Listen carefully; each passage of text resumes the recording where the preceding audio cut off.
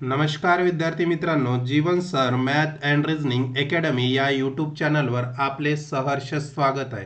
विद्यार्थी मित्रांनो, आज जो आपण व्हिडिओ घेऊन आलेलो आहे तो पोलीस भरती PYQ सिरीजचा भाग 4 हा या व्हिडिओमध्ये आपण घेऊन आलेलो आहे.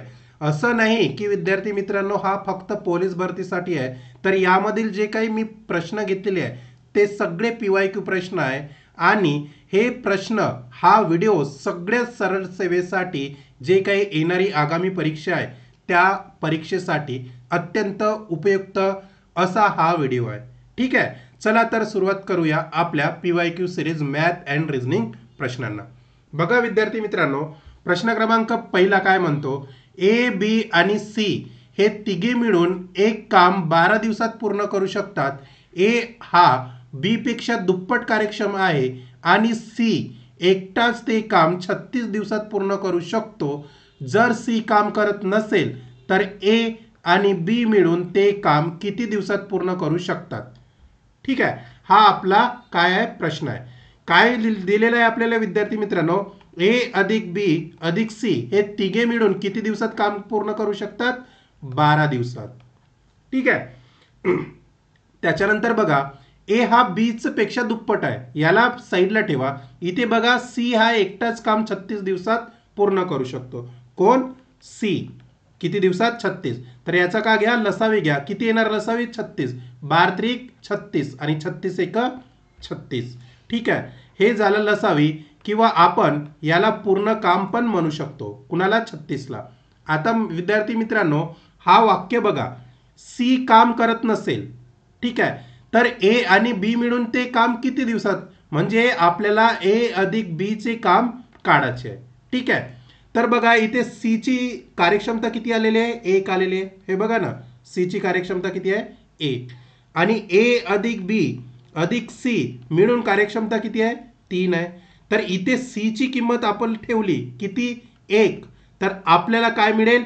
ए बी ची किंमत मिळेल. मग बघा काय करतो, ए अधिक बी अधिक सी ची किंमत किती? 1 बरोबर 3. तर काय होणार विद्यार्थी मित्रांनो, इथे ए अधिक बी जे 1 आहे हा राईट साईडला गेल्यानंतर काय होणार? 3 मायनस 1 म्हणजे 3 वजा 1 आणि ए अधिक बी बरोबर किती मिळणार? 2. ही झाली ए बी ची कार्यक्षमता. आता आपल्याला सी काम करत नसेल म्हणजे सी गेलेला आहे, मग आपल्याला ए अधिक बी मिळून किती काम म्हणजे किती दिवसात पूर्ण ते काम करू शकतात हे आपल्याला विचारलेलं आहे. बघा पूर्ण काम किती आहे? हे झालं पूर्ण काम. किती आहे? 36 आहे. मग ए अधिक बी मिळून ते किती दिवसात काम करेल? 36. आणि यांची कार्यक्षमता किती आहे? 2. 36 भागेला 2 म्हणजे 18 दुने 36 दिवसात पूर्ण करेल.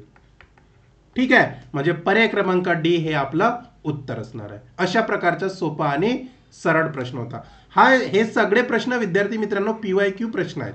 ठीक आहे, मी इथं मेन्शन केलेलं नसेल तरी पण हे PYQ प्रश्न आहे. वळूया नंतरच्या प्रश्नाकडे. बघा या प्रकारचा प्रश्न मी माझ्या टॉपिक वाईज सिरीजमध्ये घेतलेला आहे. जे विद्यार्थी नवीन असतील त्यांनी आधी चॅनलला सबस्क्राईब करून घ्यायचं आहे, कारण माझ्या चॅनलवरती प्लेलिस्टमध्ये टॉपिक वाईज आणि डेली PYQ सिरीजचे प्रश्न घेतलेले आहे. त्यामध्ये खूप सारे इम्पॉर्टंट प्रश्न मी घेतलेले आहे, ते तुम्ही एकदा बघून घ्या. बघा काय दिलेलं आहे, ए आणि बी यांचे उत्पन्न 5 ला 3 या प्रमाणात आहे आणि त्यांचा खर्च 9 ला 5 या प्रमाणात आहे. जर ए चे उत्पन्न बी च्या खर्चाच्या दुप्पट असेल तर ए आणि बी च्या बचतीचे गुणोत्तर किती? आपल्याला बचतीचे गुणोत्तर काढायचे आहे. कोणाचे? ए आणि बी चे. समजा विद्यार्थी मित्रांनो आपण उत्पन्न एक्स मानलं, ठीक आहे, आणि त्याच्यानंतर खर्च वाय मानलं, तर बघा काय होणार, ए आणि बी याचा काय दिलेला आहे? उत्पन्नाचा खर्च दिलेला आहे म्हणजे उत्पन्न इथं लिहू. ठीक आहे, उत्पन्न इथे लिहू. तर ए चे उत्पन्न किती आहे? 5 आहे आणि बीचं उत्पन्न किती आहे? 3 आहे. किती आहे? 3 आहे. 1 मिनिट, आपल्याला बीचं उत्पन्न किती दिलेलं आहे? 3. त्याच्यानंतर बघा विद्यार्थी मित्रांनो आपल्याला काय दिलेलं आहे? आणखी खर्च दिलेला आहे. किती दिलेला आहे खर्च? बघा खर्चाचं प्रमाण आपल्याला दिलेलं आहे 9 ला 5. आता मी काय म्हणलं, उत्पन्न x म्हणलं तर याला काय करा, x म्हणा, याला पण काय म्हणा, x म्हणा. खर्च किती मानलेला आहे, y, तर याला y म्हणा, याला पण y म्हणा. ठीक आहे, हे झालं आपलं काय, खर्च आणि उत्पन्न. आता विद्यार्थी मित्रांनो मला सांगा, काय दिलेलं आहे, ए चे उत्पन्न बी च्या खर्चाच्या दुप्पट आहे. कोणाचे, ए चे उत्पन्न कोणाच्या, बी च्या खर्चाच्या दुप्पट आहे. ठीक आहे, आता ए चे उत्पन्न किती आहे रे, 5 आहे. ठीक आहे, 5x. बी चा खर्च किती आहे, 5y. पण हे दुप्पट आहे कोणाच्या, 5y च्या. म्हणजे काय होणार, 5x बरोबर 10y होणार. इथून जर तुम्ही x आणि y चा गुणोत्तर काढला तर काय होणार, हे बघा, हे जे x आहे याचा जो 5 आहे तो काय होणार, खाली जाणार. आणि जो y आहे त्याचा 10 वरती येणार. म्हणजे इथे काय होणार, 2/1 होणार. बरोबर आहे ना. म्हणजे 5 दुने 10. तर हे झालं x आणि y चं किंमत. जर आपण x ची किंमत इथं काय ठेवली आहे बघा, x ची किंमत किती आहे, 2. तर x ची किंमत इथं 2 ठेवली तर इथं काय होणार, 10 होणार. इथे किती होणार, 6 होणार. x ची जर किंमत आपण 2 ठेवली तर. आणि इथे बघा y ची किंमत इथे 1 ठेवली तर इथं फक्त 9च राहणार आणि इथे पण 5च राहणार. ठीक आहे, आता काय होणार विद्यार्थी मित्रांनो, उत्पन्न आणि खर्च वजा करून आपल्याला काय मिळेल, बचतीचं गुणोत्तर मिळेल. मग बघा 10 - 9, हे बघा ना, हे 10 हे 9, याला त्याच्यानंतर बघा हे 6 आणि हे 5, 6 वजा 5. आता याचं गुणोत्तर किती येणार बघा, 10 मधून 9 गेले म्हणजे किती राहणार, 1 राहणार. 6 मधून 5 केले किती राहणार, 1 राहणार. आणि हे जे गुणोत्तर आहे हे कशाचे गुणोत्तर आहे, बचतीचे गुणोत्तर आहे. कशाचं, बचतीचं. म्हणजे पर्याय क्रमांक ए हे आपलं उत्तर असणार आहे. समजलं. अशा प्रकारचा सोपा प्रश्न होता. वळूया नंतरच्या प्रश्नाकडे. बघा प्रश्न क्रमांक 3, एका पुरुषाचे आणि त्याच्या पत्नीचे सध्याचे वय गुणोत्तर 4 ला 3 आहे. तो पुरुष त्याच्या पत्नीच्या 8 वर्षांनी मोठा आहे. मुलीचे सध्याचे वय किती असेल. आपल्याला मुलीचे सध्याचे वय काढायचे आहे. कोणाचे, मुलीचे. जर मुलगी आईच्या सध्याच्या वयाच्या 1/8 असेल तर. ठीक आहे, बघा आपल्याला काय काय दिलेलं आहे, पुरुष आणि पत्नी, पुरुष आणि पत्नी यांच्या वयाचे गुणोत्तर दिलेले आहे. किती दिलेलं आहे रे, 4 ला 3. ठीक आहे, आता बघा इथे काय म्हणतो, तो पुरुष त्याच्या पत्नीच्या 8 वर्षांनी मोठा आहे. इथे पुरुष किती वर्षांनी मोठा दिसतो बघा, 1 हा रेशोनी मोठा दिसतो म्हणजे 1 वर्षांनी मोठा दिसतो. आणि याचंच आपल्याला इथे प्रश्नामध्ये 1 बरोबर किती घ्यावं लागेल, 8 घ्यावं लागेल. जर 1 गुणोत्तर म्हणजे 1 रेशो बरोबर 8 वर्ष असेल तर यांचे सध्याचे वय किती होणार, काय करायचं, 4 ला 8 ने गुणा म्हणजे किती होणार, 8 चौक 32 वर्ष. हे झालं पुरुषाचं सध्याचं वय. आणि 8 3 ला गुणा तर 8 तिरी 24 हे झालं पत्नीचं सध्याचं वर्ष. हे 32 आणि 24 हे काय झालं, पुरुष आणि पत्नीचे सध्याचं वय झालं आहे. ठीक आहे, काय झालंय, सध्याचे वय. आता प्रश्न आपल्याला असा विचारला आहे, मुलीचे सध्याचे वय किती असेल, कुणाचे, मुलीचे. जर मुलगी आईच्या सध्याच्या वयाच्या 1/8 असेल. आता पत्नी म्हणजे ही झाली आई मुलीची. ठीक आहे, मग मुलीचे म्हणजे मुलीच्या आईचे सध्याचे वय 24 वर्ष आहे. मग मुलगीचे वय काय होणार आहे, मुलीचे वय हे काय, आईच्या सध्याच्या वयाच्या 1/8 आहे. म्हणजे काय होणार, 8 तिरी 24 म्हणजे मुलीचे वय काय होणार, 3 वर्ष. हे काय झालं, मुलीचे वय. म्हणजे पर्याय क्रमांक सी हे आपलं उत्तर असणार आहे. समजलं. अशा प्रकारे हा लॉजिकल प्रश्न होता. वळूया नंतरच्या प्रश्नाकडे. बघा खूप सुंदर प्रश्न मी या व्हिडिओमध्ये घेतलेले आहे विद्यार्थी मित्रांनो. या प्रश्नांनी तुमचा जो लॉजिक आहे तो काय होणार, डेव्हलप होणार. आणि तुम्हाला या पद्धतीचे जे प्रश्न येणार आहे कुठे एक्झाममध्ये, तर या प्रश्नांनी तुम्हाला ते प्रश्न सोडवायला मदत होणार आहे. ठीक आहे, वळूया नंतरच्या प्रश्नाकडे. एका आयताची लांबी आणि रुंदीमध्ये 7 सेमीचा फरक आहे आणि आयताची परिमिती 50 सेंटीमीटर आहे, आयताचे क्षेत्रफळ किती? तुम्हाला काय काढायचा? आयताचे क्षेत्रफळ. बघा मी पार्ट 3 मध्ये विद्यार्थी मित्रांनो अशा टाईपचा प्रश्न घेतलेला होता. आयताची परिमिती काय असते रे? आयताची परिमिती काय असते? बघा आयताची परिमिती असते 2 गुणेला लांबी अधिक रुंदी. हा काय असतो? सूत्र असतो आयताच्या परिमितीचा. आपल्याला आयताची परिमिती किती दिलेली आहे? 50 सेंटीमीटर. लिहा इथे 50 सेंटीमीटर. तर आपल्याला याच्यावरून काय मिळणार?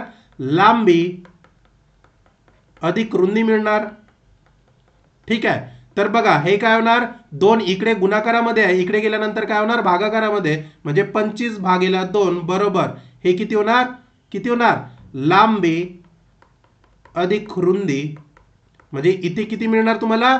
लांबी अधिक रुंदी बरोबर हे किती वेळा काढणार? 25 वेळा. म्हणजे इथे 25 सेंटीमीटर मिळणार तुम्हाला. ठीक आहे. लांबी अधिक रुंदी तुम्हाला 25 सेंटीमीटर मिळाली. त्याच्यानंतर बघा तुम्हाला प्रश्नामध्ये काय दिलेलं आहे? एका आयताची आणि रुंदीमध्ये 7 सेंटीमीटरचा फरक आहे. कुठे? लांबी म्हणजे लांबी आणि रुंदीमध्ये किती? 7 सेंटीमीटरचा फरक आहे. तर तुम्हाला लांबी अधिक रुंदी मिळाली आहे. बघा लांबी अधिक रुंदी किती मिळाली आहे विद्यार्थी मित्रांनो? 25 मिळाली आहे. आता याचं काय करायचं? ॲडिशन करा. म्हणजे इथे रुंदी रुंदी कटणार, इथे काय होणार? 2 लांबी बरोबर किती होणार? 25 आणि अधिक 7 किती होणार रे? किती होणार? 32 होणार. ठीक आहे. बरोबर लांबी म्हणून लांबी बरोबर काय होणार? 32 भागेला हे किती आहे? 2. तर तुम्हाला म्हणून लांबी बरोबर किती मिळणार? लांबी बरोबर 16 मिळणार. ठीक आहे. आता लांबी बरोबर 16 मिळाले तर कुठल्याही एका इक्वेशन मध्ये इथे काय करा? लांबीची किंमत ठेवा. तर लांबीची किंमत जर मी इथे 16 ठेवली अधिक रुंदी बरोबर 25, तर रुंदी तुम्हाला किती मिळेल? रुंदी मिळेल 25 मायनस 16 म्हणजे 9 सेंटीमीटर तुम्हाला काय मिळेल? रुंदी मिळेल. ही झाली रुंदी. आता तुम्हाला काय काढायचं आहे? काय काढायचं आहे रे? तुम्हाला काढायचं आहे आयताचे क्षेत्रफळ. तर आयताचे क्षेत्रफळ काय होते विद्यार्थी मित्रांनो? लांबी गुणेला रुंदी. बघा मी या बॉक्समध्ये काढतो आयताचे क्षेत्रफळ. आयताचे क्षेत्रफळ काय होते? लांबी गुणेला रुंदी. किती आहे लांबी? लांबी आहे 16 सेंटीमीटर आणि रुंदी आहे 9 सेंटीमीटर. म्हणजे 16 किती होतो? 144 चौ सेंटीमीटर. किती होणार? 4 सेंटीमीटर. म्हणजे पर्याय क्रमांक ए हे तुमचं उत्तर असणार आहे. अशा प्रकारे हा सोपा प्रश्न होता. वळूया नंतरच्या प्रश्नाकडे. बघा हा पण PYQ प्रश्न आहे विद्यार्थी मित्रांनो. आणि अशा टाईपचे खूप सारे प्रश्न मी माझ्या PYQ सिरीज मध्ये ऑलरेडी डिस्कस केलेले आहे. ठीक आहे. एका परीक्षेत सुनीलला 1200 पैकी 480 गुण मिळाले आणि तो 96 गुणांनी काय झाला? नापास झाला. तर उत्तीर्ण होण्यासाठी किमान टक्केवारी किती आहे? बघा तो नापास झालेला आहे कितीनी? 96 गुणांनी. जर 96 गुण त्याला अधिक मिळाले असते तर तो काय झाला असता? पास झाला असता. मग पास होण्याचे म्हणजे उत्तीर्ण होण्याचे गुण. ठीक आहे. आता 1200 पैकी त्याला किती गुण मिळाले? 480 मिळाले. जर 480 मध्ये जर 96 अधिक मिळाले असते तर तो पास झाला असता. त्याला 96 कमी गुण मिळाले म्हणून तो नापास झालेला आहे. मग याच्यामध्ये तुम्ही काय करा? 96 अधिक करा. ठीक आहे. तर तुम्हाला काय उत्तीर्ण होण्याचे गुण मिळणार. म्हणजे हे गुण आहे 576 गुण. हे झाले उत्तीर्ण होण्यासाठी लागणारे गुण. इथं गुणी झाला. 1 मिनिट विद्यार्थी मित्रांनो. हे काय झालं? उत्तीर्ण होण्यासाठी लागणारे गुण. ठीक आहे. तर अशा प्रकारे तुम्हाला उत्तीर्ण गुण मिळाले. त्यानंतर बघा तुम्हाला काय विचारलं आहे? उत्तीर्ण होण्यासाठी किमान टक्के किती गुण लागतील. मग याचा आपल्याला काय करायचं आहे? टक्के गुण. तर एकूण गुण किती मिळाले उत्तीर्ण? 576. त्यानंतर एकूण गुण बघा किती आहे? 1200 आणि टक्केवारी काढायची आहे म्हणून 100 ने गुणाकार करा. 2 शून्य 2 शून्य कटले. इथं किती राहतो बघा? इथं कितीचा भाग जातो? 12 चौ 48 म्हणजे इथे किती राहते 57 मधून 48 गेले तर 9 राहतं, मग 12 8 96 आणि 48% हे आपलं फायनल उत्तर असणार आहे. म्हणजे पर्याय क्रमांक बी हे आपलं उत्तर असणार आहे. किती टक्के उत्तीर्ण होण्यासाठी किमान टक्केवारी लागेल 48. चला तर वळूया प्रश्न क्रमांक 6 कडे. बघा प्रश्न क्रमांक 6 काय म्हणतो, जर एखाद्या अपूर्णांकाचा अंश 400% वाढवला आणि छेद 500% वाढवला तर मिळणारा अपूर्णांक 20/27 होईल, तर मूळ अपूर्णांक किती? खूप सुंदर प्रश्न आहे. बघा अपूर्णांकांचा अंश कितीने कितीने अंश कितीने वाढला, अंश वाढला आहे 400%नी. आता 400% म्हणजे काय होतं रे, 400/100. आता 2 0 कटले, मग 4 वर 1 जर वाढला तर किती होतं, किती होतं रे 5 होतं. ठीक आहे, तर मी काय करतो याला 5 लिहितो. समजलं का? त्यानंतर बघा छेद काय म्हणत आहे, छेद हा किती टक्केने वाढला 500%ने. 500%ने वाढला म्हणजे 500% म्हणजे काय होतं 500/100. आता 1 0 कटला, 5 वर 1 वाढ झाली तर किती होतो 6 होतो. म्हणजे तुम्हाला अंश आणि छेद मिळाले. जर मी त्याला x आणि y चा अपूर्णांक मानला तर x ची किंमत मिळाली 5 आणि y ची मिळाली 6. ठीक आहे, आता याचा तुम्हाला अपूर्णांक दिलेला आहे किती 20/27. किती दिलेला आहे 20/27. तर बघा इथे कटतो 5 चौक 20 होतो आणि इथे बघा 3 दुने किती होतं रे 3 दुने 6 आणि 3 9 27. आता याचा काय करा, काय करा तिरपा गुणाकार करा म्हणजे तुम्हाला x बरोबर y मिळेल. 2 गुणिला 4 किती होतं 8 होतं आणि भागेला हे किती राहतं 9 राहतं. म्हणजे x आणि y चा गुणोत्तर किती मिळाला आहे तुम्हाला 8/9. तर मूळ अपूर्णांक किती आहे, मूळ अपूर्णांक किती राहणार, किती राहणार रे, किती राहणार 8/9 राहणार. म्हणजे पर्याय क्रमांक इथे बघा, इथे 9/8 दिलेला आहे, इथे बी 11/12 दिलेला आहे, सी 3/1 दिलेला आहे. म्हणजे तुम्हाला काय करायचं आहे यापैकी नाही हे उत्तर लिहायचं आहे. कारण बघा इथे 8/9 होणार आहे गुणोत्तर, बरोबर आहे. इथं जर 2 क्रॉस मल्टिप्लाय कराल तर इथं 4 गुणिला 8 मिळणार. याला कसं सोडवायचं आहे बघा, x/y म्हणजे किती होणार, हे किती होणार वरती जाणार 4/2 आणि खाली जसेच्या तसं म्हणजे 8/9 राहणार. म्हणजे हा तुमचा उत्तर काय राहणार बरोबर असणार आहे. म्हणजे पर्याय क्रमांक डी हे उत्तर. इथं बघा तुम्हाला कन्फ्यूज करण्यासाठी किती दिलेलं आहे 9/8 दिलेला आहे, तर हा उत्तर येणार नाही. ठीक आहे, तर तुमचं उत्तर काय राहणार 8/9. ठीक आहे, वळूया नंतरच्या प्रश्नाकडे. बघा एक ट्रेन न थांबता सरासरी 80 किमी प्रति तास वेगाने प्रवास करते आणि थांबता सरासरी 64 किमी प्रति तास वेगाने प्रवास करते. ट्रेन सरासरी किती मिनिट प्रति तास थांबते हे तुम्हाला शोधायचं आहे. बघा खूप सुंदर प्रश्न आहे आणि तुम्हाला असं वाटत असेल की हे प्रश्न म्हणजे विचारले जात नाही, पण हे ऑलरेडी विचारलेले प्रश्न आहे आणि PYQ प्रश्न आहे. ठीक आहे, त्याच्यामुळे मी घेऊन आलेलो आहे. बघा पहिलं न थांबता याची स्पीड किती आहे रे, ट्रेनची सरासरी आहे 80 किमी प्रति तास. त्याच्यानंतर थांबता किती आहे 64 किमी प्रति तास. आता बघा हे झाली त्यांची सरासरी, इथे सरासरी थांबता ही झाली आणि न थांबता ही झाली. तर याचा फरक किती येत आहे बघा, याचा फरक किती आहे येत आहे विद्यार्थी मित्रांनो, याचा 16 फरक येत आहे. म्हणजे हा वेगाचा फरक झाला 16. आता तुम्हाला काय काढायचं आहे, ट्रेन सरासरी किती मिनिटे प्रति तास थांबते. आता तुम्हाला मिनिटे काढायचं आहे म्हणजे एकूण किती 16 किमी प्रति तास हा फरक पडला आहे. ठीक आहे, आणि थांबता न थांबता किती स्पीड आहे त्याची, न थांबता आहे त्याची स्पीड आहे 80/80 करा आणि तुम्हाला काय काय काढायचं आहे मिनिटामध्ये काढायचं आहे. हे बघा किती मिनिट प्रति तास, तर इथे काय करा 60चा गुणाकार करा. हे झालं काय झालं, हे मिनिटामध्ये आपण त्याला गुणाकार केलं तेव्हाच आपलं उत्तर मिनिटमध्ये येणार. इथे किती होतं बघा 1/म्हणजे 16/80 आहे ना, तर किती होणार 16×5 80 तिथे काय राहणार बघा, 1/5 गुणेला 60 आणि इथे किती होणार 12×5 = 60 म्हणजे 12 मिनिटे काय असणार आहे तुमचं फायनल उत्तर, म्हणजे पर्याय क्रमांक बी हे उत्तर असणार आहे. ठीक आहे, वळूया नंतरच्या प्रश्नाकडे.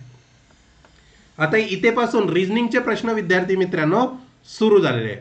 बघा काय दिलेलं आहे, बँक पासून सुरुवात केल्यानंतर, ठीक आहे, हे काय, हे काहीच नाही, एन हे टायपिंग मिस्टेक आहे. महेश दक्षिणेकडे काही मीटर चालला. ठीक आहे, आता तुम्हाला दिशा माहित पाहिजे विद्यार्थी मित्रांनो. बघा ही झाली उत्तर, त्याच्यानंतर ही झाली दक्षिण,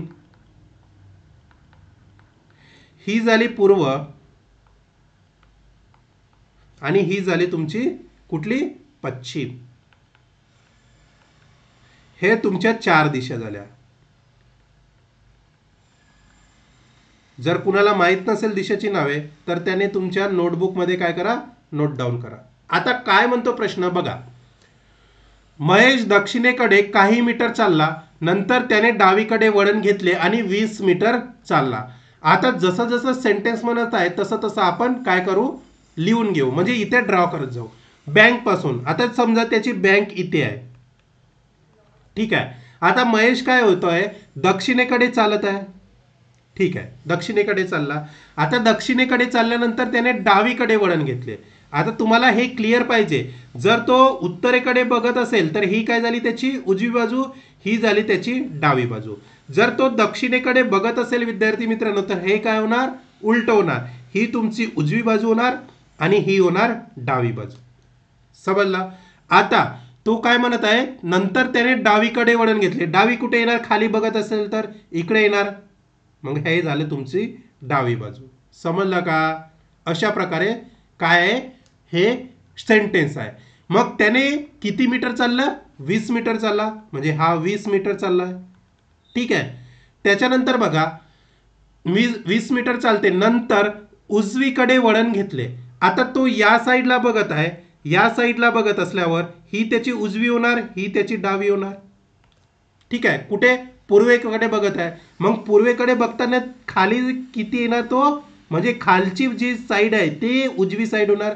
तर किती मीटर चालत आहे बघा, 25 मीटर चाललंय. तर हा चालत आहे 25 मीटर, इथे लिहा 25 मीटर. ठीक आहे, त्यानंतर बघा, त्यानंतर काय म्हणत आहे प्रश्न, ही झाला 2 सेंटेन्सचा पूर्ण आपला ड्रॉ.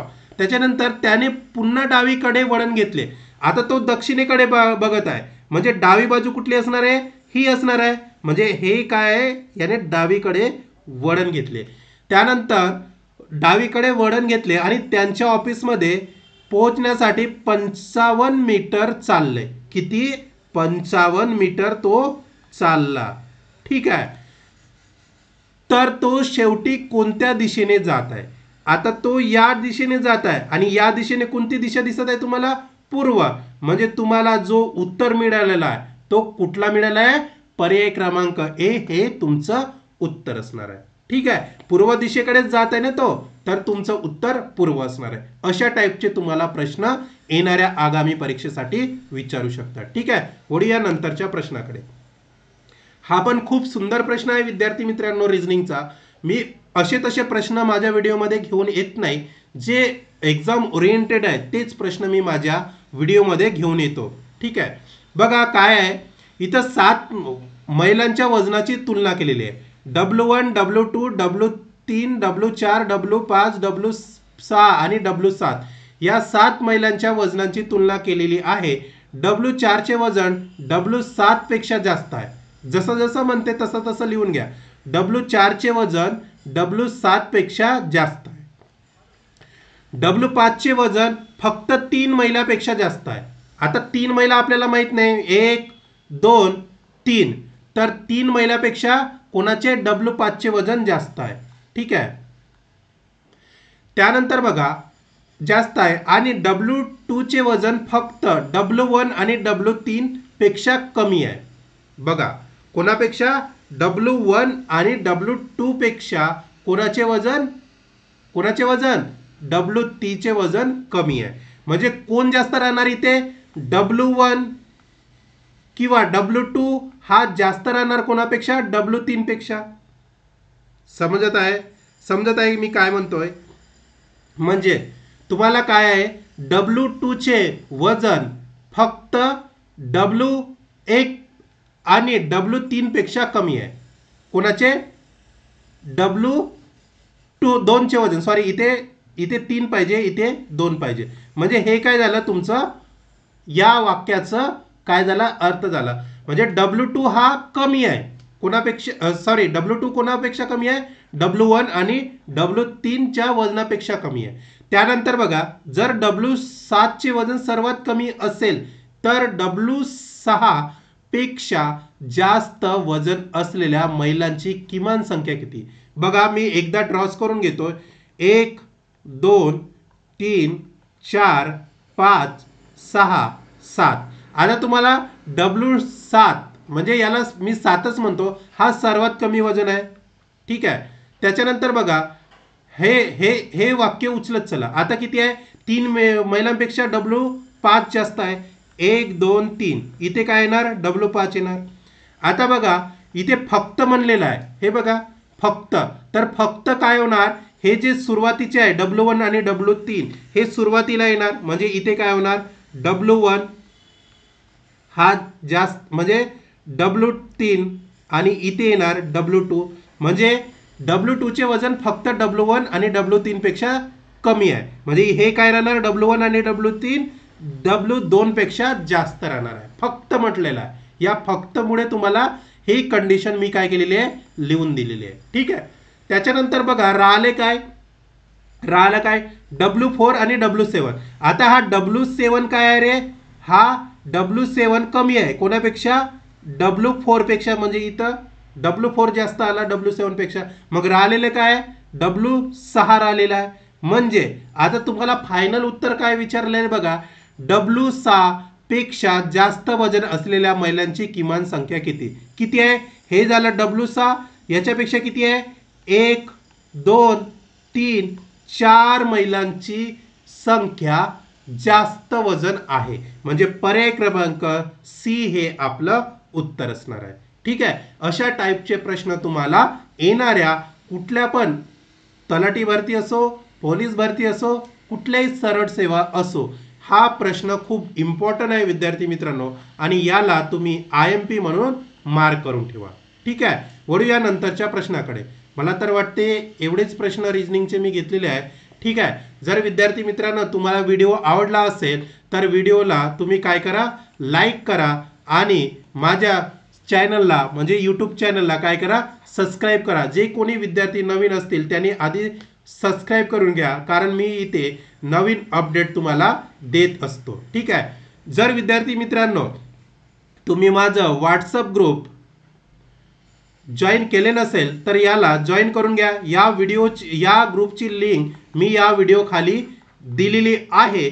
तर त्या व्हिडिओ लिंकला क्लिक करा, तुम्ही डायरेक्ट माझ्या व्हॉट्सअप ग्रुपला जॉईन व्हाल. कारण याच्यामध्ये मी चालू घडामोडी, GK, GS आणि मराठी व्याकरणचे प्रश्न नेहमी घेत असतो. त्याच्यामुळे इथे तुम्ही जॉईन होऊन जा. मला तर वाटते इथे 300 पेक्षा जास्त विद्यार्थी जॉईन आहे आणि ते रोज GK, GS, मराठी ग्रामर हे याचे प्रश्न सोडवत असतात. इथे खूप साऱ्या मुलांचा रिस्पॉन्स चांगला दिसत आहे. त्याच्यामुळे तुम्ही पण या ग्रुपला काय व्हा, जॉईन व्हा. आणि आजच्या सिरीजमध्ये इथेच थांबूया. भेटूया नंतरच्या क्वेश्चन सिरीजमध्ये. ठीक आहे. धन्यवाद.